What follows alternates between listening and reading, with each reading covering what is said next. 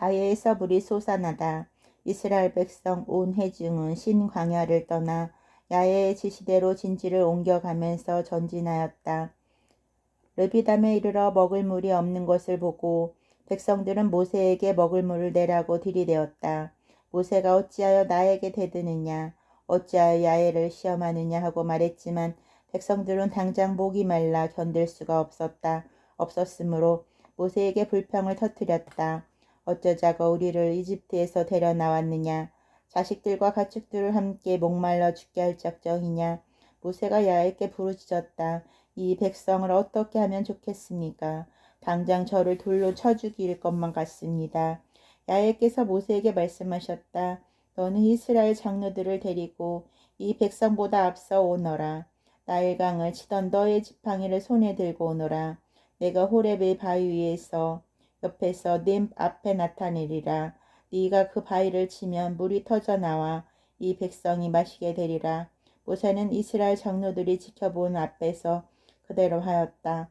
여기에서 이스라엘 백성이 대들었다고 해서 이 고장 이름을 무리바라고도 하고, 야훼께서 우리 가운데 계신가 안 계신가 하며 야훼를 시험했다고 해서 마사이라고도 부르게 되었다. 아멜렉을 쳐부수다. 아멜렉 사람들이 몰려와 르비담에서 이스라엘 사람들과 싸움을 벌였다. 모세가 여호수아에게 명령하였다.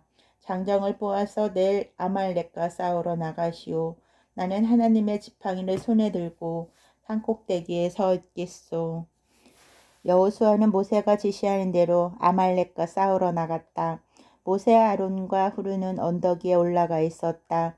모세가 팔을 들면 이스라엘이 이기고 모세가 팔을 내리면 아말렉이 이겼다. 모세의 팔에 힘이 빠지기 시작하였다. 그러자 사람들이 돌을 갖다 놓고 모세를 그 위에 앉히고 아론과 후르는 모세의 팔을 좌우에서 각각 붙들어 떠받치니 해가 질 때까지 그의 팔은 처지지 않게 되었다. 그래서 여호수아는 아말렉과 그 백성을 칼로 쳐 이겼다. 야훼께서 모세에게 말씀하셨다. 이 일을 책에 기록하여 후세에 남겨두어라. 그리고 내가 아무도 아말렉을 기억하는 사람이 없도록 하늘 아래에서 전멸시켰다고 여호수아에게 똑똑히 일러주어라. 모세는 그곳에 제단을 쌓고 야훼 나시라고 이름을 붙이고 야훼의 사령기를 향해 손을 들자 야훼께서 대대로 아말렉과 싸워 주시리라 하고 외쳤다.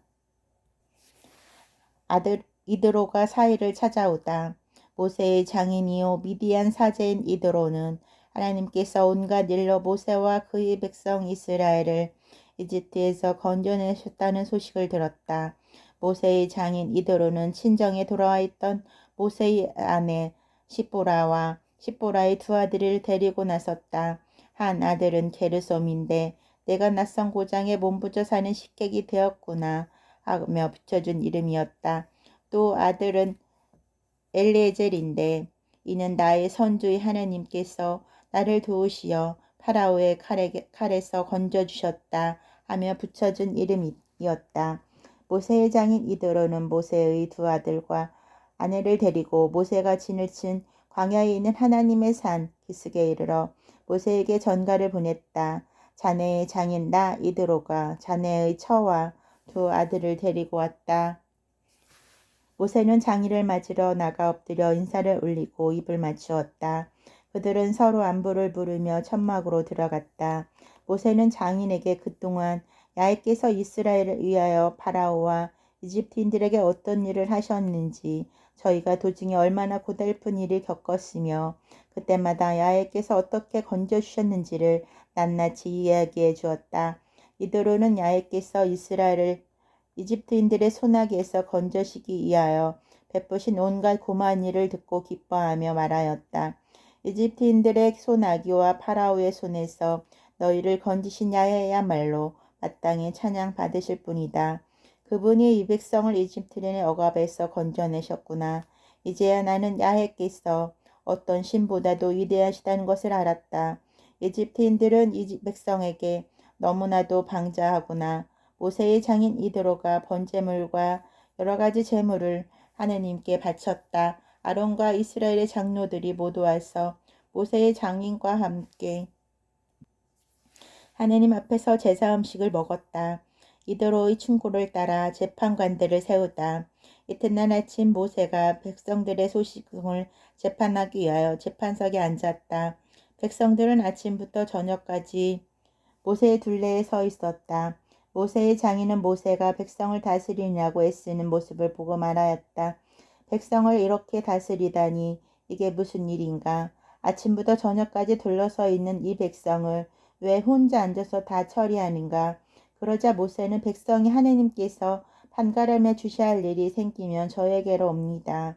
무슨 일이든지 생기면 저에게로 옵니다. 이웃끼리 문제를 제가 재판해 주고 하느님께 지키라고 주신 규칙도 알려주어야 합니다. 하고 설명하였다.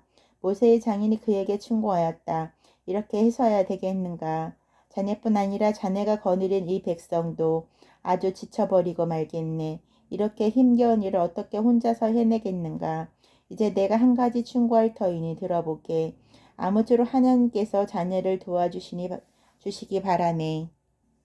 자네는 백성의 대변인이 되어 그들이 제시하는 소송들을 하나님 앞에 내어놓게. 그리고 그들이 지켜야 할 규칙을 일러주어 어떻게 살아야 하며 무엇을 해야 할지를 가르쳐주게. 하나님을 두려워하며 참되게 살며 욕심이 없고 유능한 사람을 찾아내어 백성을 다스리게 세워주는 것이 좋겠네. 1000명을 거느릴 사람, 100명을 거느릴 사람, 50명을 거느릴 사람, 10명을 거느릴 사람을 세우게. 언제나 그들을 시켜 백성을 다스리게 하고 큰 사건만 자네에게 가져오도록 하게. 작은 사건은 모두 그들에게 맡겨두게. 그들과 짐을 나누어 자네 짐을 덜도록 하게. 자네가 이와 같이 일을 처리한다면 이것이 곧 하나님의 뜻에도 부합되고 자네 일도 다 감당할 수 있어 이 백성이 모두 만족해서 집으로 돌아갈 것일세. 모세는 장인의 말을 듣고 그대로 하였다. 모세는 이스라엘 백성 가운데서 유능한 사람들을 뽑아내어 백성의 지도자로 삼았다. 1000명을 거느릴 사람, 100명을 거느릴 사람, 50명을 거느릴 사람, 10명을 거느릴 사람을 세워 늘 백성을 다스리게 하였다. 그들은 어려운 일을 모세에게 가져왔지만 사소한 일은 모두 자기네가 다스렸다. 얼마 있다가 이드로는 모세의 배웅을 받으며 제 고장으로 돌아갔다.